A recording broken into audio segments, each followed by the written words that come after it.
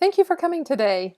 We're going to talk about how Adobe can wow customers with impressive impressions on social media. My team and I have been hard at work on this, and we're excited to finally get to present it to you. I believe you've all seen the SWOT analysis we published 2 weeks ago. We're going to connect the ideas presented there to our social media plan here. Let's start with an overview of what we'll cover. First, we'll talk about our strength with Instagram and how we can build on that. Then we'll talk about our struggle with brand dilution since we have so many products. Next, let's talk about the growing markets that present great opportunities for us. And of course, we have to mention some of the things that threaten our image like comment spam. Lastly, we go over our recommendations. Our strength on Instagram. Engagement is higher on Adobe's Instagram posts than on our Facebook and Twitter posts combined. An average Instagram post for Adobe has tens of thousands of likes, where a Facebook post for Adobe has less than 100. The Facebook and Twitter accounts for popular Adobe products have exponentially more followers than Adobe itself. This is the opposite on Instagram. Adobe itself has more followers than the products accounts. That's why we recommend focusing our social media efforts on Instagram. There is already strong brand engagement there. The other social media platforms are focused on the products. We want to focus on the brand.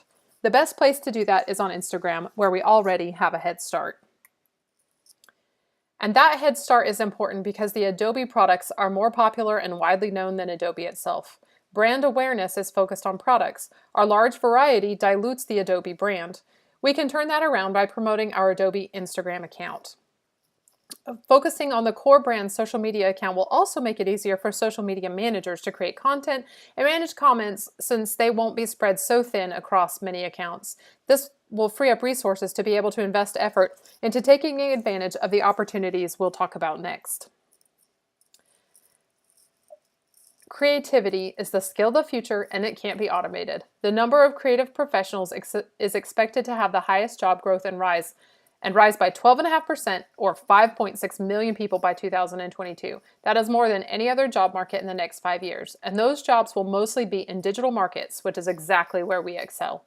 Recognizing this opportunity helps us to focus our content creation on engaging those creative professionals with inspiring ideas and tips to help them use our products. This increased engagement also opens us up to more comment spam by companies and spammers who try to promote their own work through our social media. Left unchecked, this devalues our messages. Customers avoid anything that appears spammy.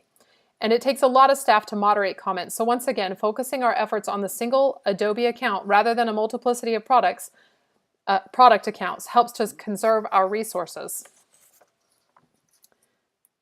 Let's quickly recap. Instagram already has a strong brand engagement and is the platform where we can reach the most customers, so we recommend using that. We need to focus our social media messages on the core Adobe brand rather than on our suite of products. Creating content focused on digital creative professionals should pay off due to the expected increase in job growth in coming years. Moderating comments on a core brand preserves our strength, so we can focus our efforts on creating impressive impressions that wow our customers and improve our image for years to come. Thank you so much. Now let's open up the time for questions.